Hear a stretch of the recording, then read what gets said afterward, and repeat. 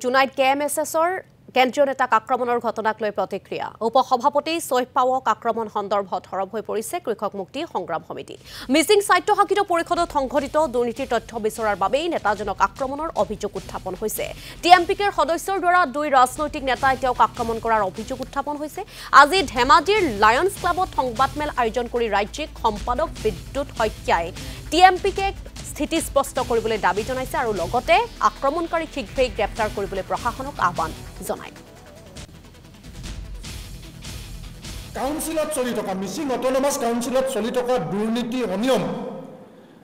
দীৰ্ঘদিনীয়া কেলেংকাৰী ৰনোজ পেগু ডাঙৰীয়া আৰু ভুৱন পেগু ডাঙৰীয়াৰ ছত্ৰছায়াত চলি থকা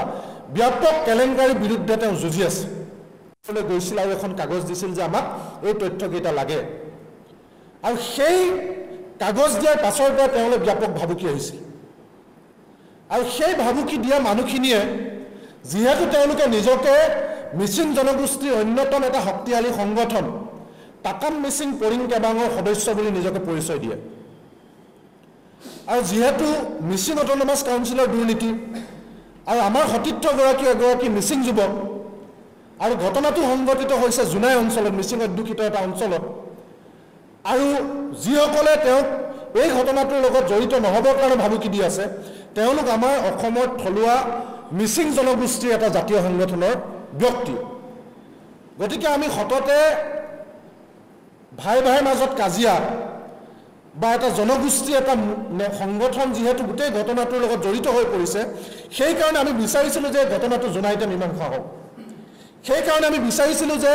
এই ঘটনাটো আমাৰ মিছিং জনগোষ্ঠীয় ব্যক্তিসকলৰ মাজতে দুই পক্ষৰ মাজতে আলাপ আলোচনা হওক এই ঘটনাটো বাহিৰলৈ যাব নালাগে বা আমি যিসকল আমি মিছিং জনগোষ্ঠীৰ লোক নহয় আমি তাত হস্তক্ষেপ কৰি ঘটনাটো বেলেগ ফালে আমি নিবলৈ বিচৰা নাছিলোঁ সেইকাৰণে আমি আমাৰ এগৰাকী কেন্দ্ৰীয় সমিতিৰ উপসভাপতিক এনেকুৱা ধৰণৰ জঘন্য আক্ৰমণ কৰাৰ পাছতো আমি কোনো ধৰণৰ শক্তিশালী ভূমিকা গ্ৰহণ কৰা নাছিলোঁ বা আমি